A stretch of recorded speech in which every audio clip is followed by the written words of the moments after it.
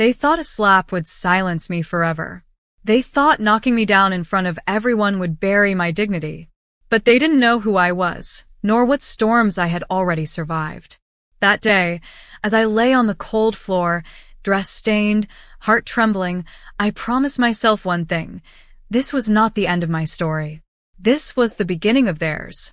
Before I continue, don't forget to subscribe to the channel, because more stories like this, raw, real, and unforgettable, are coming your way.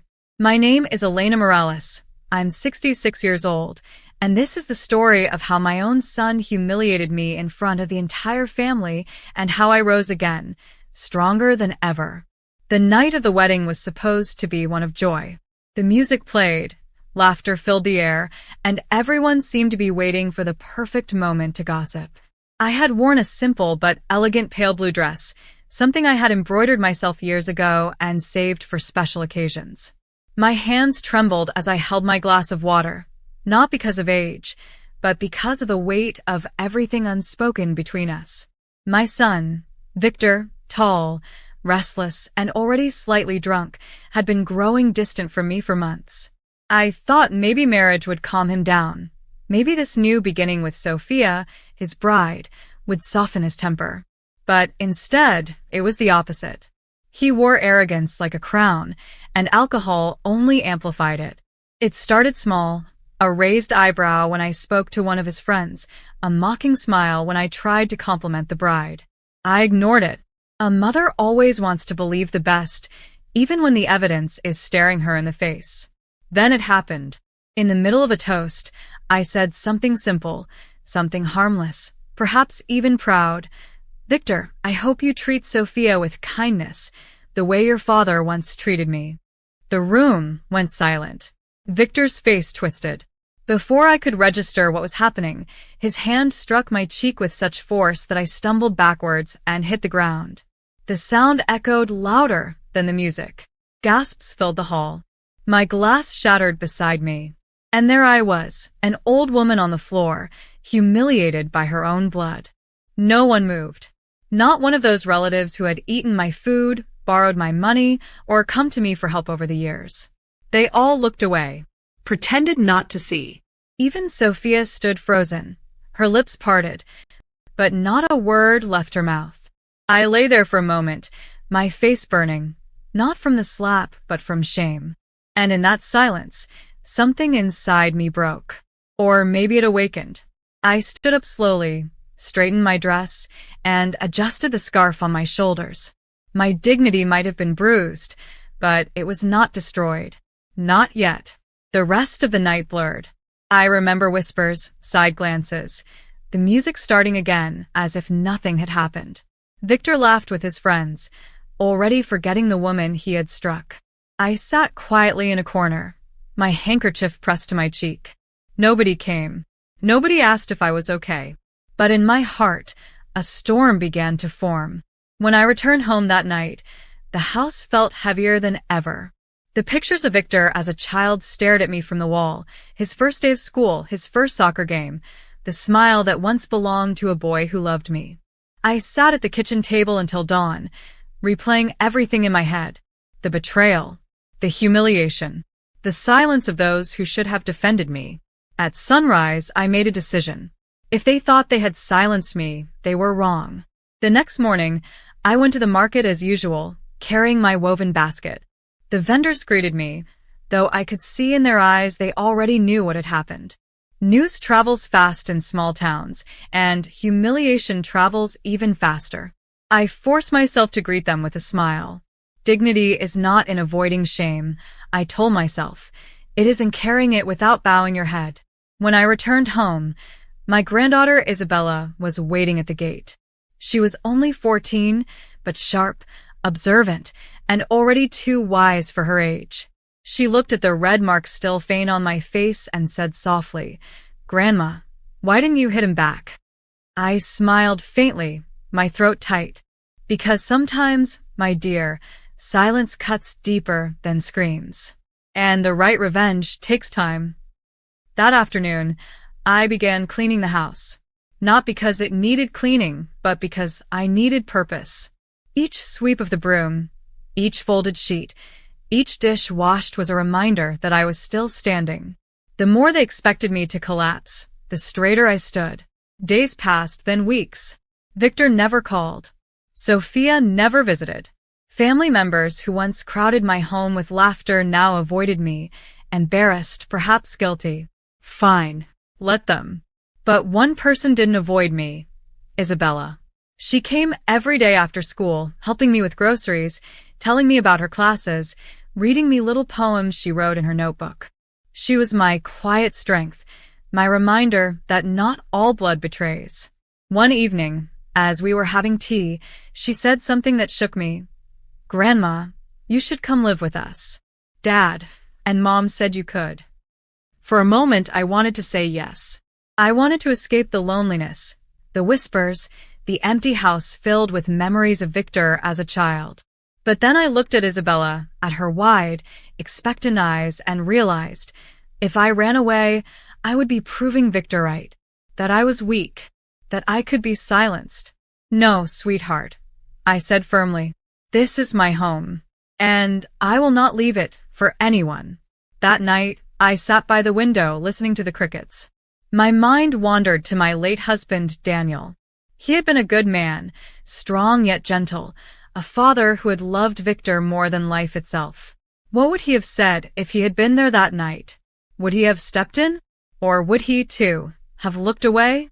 The thought tormented me, but it also fueled me. Daniel had built this house brick by brick with his own hands. He had planted the bougainvillea by the patio, its flowers now heavy with blossoms. And I knew, deep in my soul, that he would not have wanted me to give up. So I didn't. Instead, I began to write. Late at night, when the silence of the house grew unbearable, I opened my old notebook and poured my heart onto its pages. Not just the pain, but the memories, the injustices, the small victories.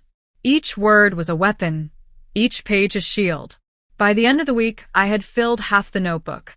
It wasn't revenge yet, but it was preparation. One afternoon, Isabella came over with a phone in her hand. "Grandma, have you seen this?" she asked, her face pale. It was a video. Someone had recorded the moment Victor slapped me. It was everywhere, shared, commented on, dissected by strangers. Some laughed. Some defended me. Some blamed me. My humiliation had gone from the walls of that wedding hall to the screens of hundreds, maybe thousands. I thought my heart would break again. But instead I laughed. A bitter, broken laugh, but laughter nonetheless.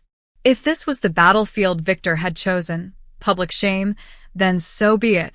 He had only given me more power. Because now it wasn't just my silence against him. It was the world watching. The video spread faster than wildfire. Within hours, the clip of my son striking me at his wedding was shared across dozens of groups. Strangers I had never met argued about me, about him, about what kind of man humiliates his mother in public. Some cursed him, some mocked me, some pitied me. Victor, of course, didn't call. Instead, he hid. He changed his number, blocked me from every platform, and told Sophia's family that I was exaggerating, that I had provoked him. Lies layered upon lies. But what he didn't understand was that the more he hid, the clearer the truth became. Silence is louder than words. In those days, Isabella was my anchor. She showed up every afternoon after school, dropping her bag by the door and heading straight to the kitchen to help. Together we cooked, cleaned, and sometimes just sat in silence, sipping tea. It was as if she understood that presence itself was healing. One evening, she placed her hand on mine and whispered, "Grandma, don't be afraid. They're the ones who should be ashamed." I hugged her, tears stinging my eyes. For the first time in weeks, I felt a spark of hope. Still, the loneliness lingered. Nights were the hardest. The walls of the house carried echoes of laughter that no longer lived there. I found myself talking to Daniel's photo more than ever, asking him what to do, how to stand strong. His eyes in that old black and white picture seemed to say, "Hold on. Don't let them break you." Then came the lawyer, Camila Torres, a sharp, no-nonsense woman recommended by a neighbor. She arrived at my home one afternoon with a folder tucked under her arm. She didn't speak like other people, who whispered and avoided the truth. No, Camila went straight to the point. Senora Elena, you don't have to carry this alone. There are legal steps.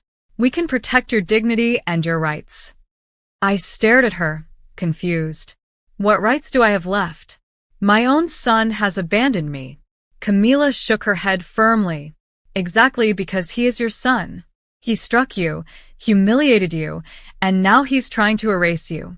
But the law is not blind. We'll start with a statement. And don't worry about the video. It speaks louder than anything you could ever say. Her confidence lit a fire in me. For so long, I had been surviving. Now, for the first time, I felt like maybe I could fight. That week, we filed papers. Camila accompanied me to the office, her voice steady, guiding me through every step. Sitting there, recounting the moment Victor slapped me, I felt my throat tighten, my chest burn, but I also felt lighter. The truth, once spoken, loses its weight. When we returned home, Isabella hugged me tightly. See, Grandma? You're not weak. You're the strongest person I know. The days began to change. Slowly, the neighbors who had once whispered began to show their faces again. Donna Julia left avocados at my door. Don Memo stopped by to repair a loose hinge. They no longer looked at me with pity, but with respect. The kind of respect that isn't given, it's earned. Inside the house, Victor's absence was both a wound and a blessing. I didn't have to endure his shouting, his arrogance. Instead, I heard the broom sweeping as Isabella cleaned, or the sound of Camila's pen scratching across paperwork. The silence that once suffocated me now felt like air returning to my lungs. One morning, as sunlight poured into the kitchen, Isabella said shyly, "Grandma, why don't we repaint the house? Give it a fresh start." Her words struck something in me. A fresh start. So that weekend, with borrowed brushes and a can of blue paint, we repainted the front door. My hands trembled as I pressed the brush against the wood, but Isabella held the jar steady, her laughter filling the yard. By evening, the door gleamed under the setting sun, a blue so vivid it felt like hope itself. I stepped back, wiping sweat from my forehead. "Do you like it?" I asked her. She grinned. "I love it. It feels like we're telling the world, we're still here." That night, for the first time in months, I slept soundly. But peace never lasts long when you've been marked. A few days later, a message arrived on my phone. It was from Victor. Just 3 words. "Let's talk. Tomorrow." My heart stopped. He hadn't spoken to me in weeks, and now suddenly this?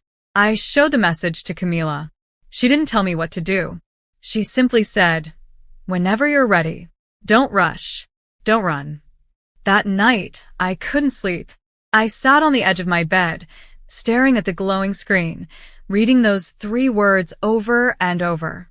Part of me wanted to delete the message, to erase him as easily as he had erased me. But another part, stubborn, aching, wanted answers. The next day, I agreed to meet him at the park. When I arrived, Victor was already there, leaning against a bench, his face pale, his eyes darting nervously. He looked nothing like the powerful man who had struck me in front of everyone. He looked small, afraid. "Mom," he began, his voice cracking. I'm sorry." The words hung in the air. Empty. Heavy. I didn't respond. I waited. He shifted uncomfortably. I lost control. I shouldn't have done that. "Sophia, she's been under a lot of pressure. We both have. People keep talking about the video. I need you to help me. To tell them you've forgiven me." There it was. Not remorse. Not love. Just convenience. He wanted me to clean his mess, the same way I had cleaned his dirty clothes when he was a boy. I stood tall, my hands steady. "Victor, you struck me. You humiliated me. And now you ask for forgiveness, not because you regret it, but because people are watching. That's not an apology. That's cowardice." His eyes widened. He reached for my hand, but I pulled it back. "For years I carried you." I continued, my voice firm. "I gave you everything. And in return, you gave me this scar. You want forgiveness? Earn it. But don't think for a second that I will lie for you." Victor's jaw clenched. He muttered something under his breath, then turned and walked away. I stood there, my chest pounding, but I didn't collapse. I didn't cry. I had faced him, and I had won, not with fists, not with shouts, but with the truth. When I returned home, Isabella was waiting at the door. She hugged me tightly, whispering, "I knew you could do it, Grandma." That evening, we cooked together, beans simmering on the stove, bread in the oven. The house smelled of warmth, of survival. We set the table, 2 bowls, 2 glasses, and in the middle, a jar filled with wildflowers Isabella had picked from the park. It wasn't a banquet. It wasn't luxury, but it was ours. And as we sat together, eating, laughing softly, I realized something profound. Home isn't built with money, or with pride, or even with blood. It's built with care, with love, with a quiet determination to keep standing when life tries to knock you down. For the first time in a long time, I felt truly alive. The days after my confrontation with Victor were strangely quiet. Not the heavy, suffocating quiet that used to press against the walls, but a lighter silence, one that made room for breath. I swept the patio, watered the bougainvillea, and found myself humming tunes I hadn't remembered in years. But silence doesn't mean the world forgets. The video was still circulating online, and people continued to whisper. Some called me brave, others pitied me, and then there were those who criticized me for speaking against my own son, as if silence was the only duty of a mother. Camila reminded me, "Elena, don't measure your dignity with their words. You faced him. That alone speaks volumes." Still, the ache lingered. A wound doesn't close overnight. Isabella was the one who truly healed me, stitch by stitch. She was only 17, but in her presence, I saw the reflection of all the years I thought I had lost. She came every evening, her laughter filling the cracks in the walls. Sometimes she sat at the table doing homework, other times she helped me hang laundry or clean. One evening, she caught me staring at Victor's photograph on the shelf. It was an old one from when he was a boy, holding a toy truck and smiling with pride. I hadn't yet found the strength to remove it. Isabella placed her hand gently on mine. "Grandma," she whispered, "you don't need to keep punishing yourself. He made his choices. You gave him everything you could." Her words pierced deeper than she realized. That night, I finally tucked the photo into a box and placed it in the closet, out of sight, not out of memory, but out of my daily grief. Weeks passed. The house began to change. We painted the window frames white, planted fresh herbs in pots, and fixed the squeaky front gate with Don Memo's help. Slowly, the neighbors stopped whispering. Instead, they waved when they passed. Donna Julia began dropping fruit over the fence almost daily. "Senora Elena," she'd say with a warm smile, "your grandson is a good boy. You must be proud." I nodded. I was proud, but not of Victor. Of Javier, my grandson? No. My real pride was in Isabella. She was the proof that kindness runs deeper than betrayal. Camila continued to support us, visiting often with her briefcase and sharp determination. She filed papers, made phone calls, and reminded me of things I hadn't considered. "Elena, you have every right to ensure you're not left abandoned in your old age," she said one afternoon, sipping coffee at my kitchen table. "Victor may want to erase you, but the law sees things differently. We'll protect your future." At first, I resisted. I don't want his money. I don't want anything that ties me to him. Camila leaned forward. "It's not about money. It's about dignity. He wanted to throw you away as if you were a burden. By standing your ground, you show him and everyone that you are not disposable."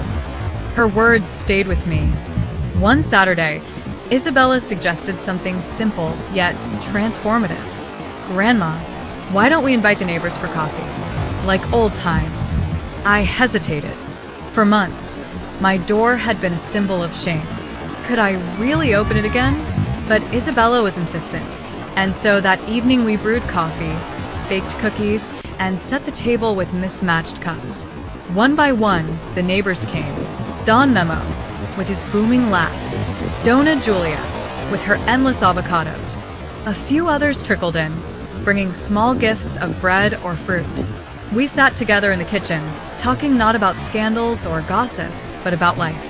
Children, work, the rising cost of gas. Laughter filled the air. For the first time in a long while, my house felt alive again. When they left, Julia hugged me tightly. "We're glad to see you smiling again, Mercedes." I corrected her softly, "Elena." She smiled sheepishly, but I didn't mind. For once, the mistake didn't sting. But Victor wasn't gone. He never truly was. A few weeks later, I received another message. This time, it was longer. "Mom, people won't leave me alone. Everywhere I go, they whisper about the video. Sophia's family is furious. I'm losing opportunities because of this scandal.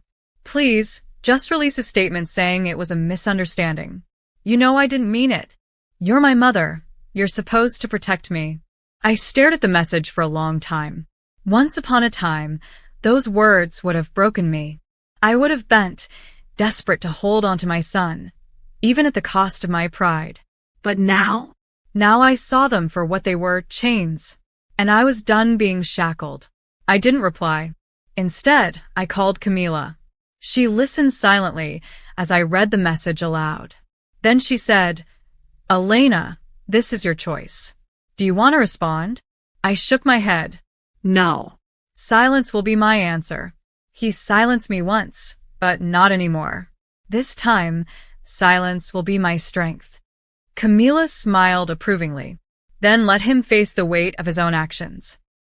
Life moved forward. Isabella painted a small shelf for her school books. I bought a new tablecloth with bright flowers. The front door, painted blue weeks earlier, now felt like a symbol of resilience. One evening, as the sun set and the bougainvillea cast golden shadows across the patio, Isabella placed a jar of fresh wildflowers on the table. She looked at me and said, "Grandma, we're building something new, aren't we?" I nodded, tears brimming in my eyes. "Yes, my love, we are." But the universe has a strange way of circling back. One Sunday, during the afternoon market, I spotted Victor across the square. He looked thinner, worn out. His suit was wrinkled, his face tired. For a moment, our eyes met. He froze, guilt written all over his expression. I stood taller, my back straight. I didn't flinch. I didn't lower my gaze. And in that single moment, I realized I didn't need revenge. My dignity was my revenge. My strength was my answer. Victor turned away first. He disappeared into the crowd, while I continued walking with Isabella by my side. That night, as we set the table for dinner, I placed 3 plates instead of 2. Isabella looked at me, puzzled. "Expecting someone?" she asked. I smiled gently. "No. But I want to remind myself that this house will always have room for love, for respect, for family that truly cares. Even if it's just the 2 of us, our table will never feel empty." We ate our soup in peace, the sound of our spoons clinking softly against the bowls. Outside, the neighbors' voices carried through the night air, warm and familiar. Afterward, we stepped out onto the patio. The bougainvillea swayed in the evening breeze. I closed my eyes, inhaling their sweet scent. And I thought of that day at the wedding, the slap, the humiliation, the way I had crumbled on the floor while everyone watched. I thought of how far I had come since then. I opened my eyes, looked at Isabella, and whispered. They tried to knock me down, but I got back up. And now we're home. She hugged me tightly, her voice muffled against my shoulder. "You're the strongest person I know, Grandma." The sky above shimmered with stars, and in that moment, I believed her. Because strength isn't about never falling. It's about rising, again and again, until no one can take your dignity away. And I had risen. At last, I was free.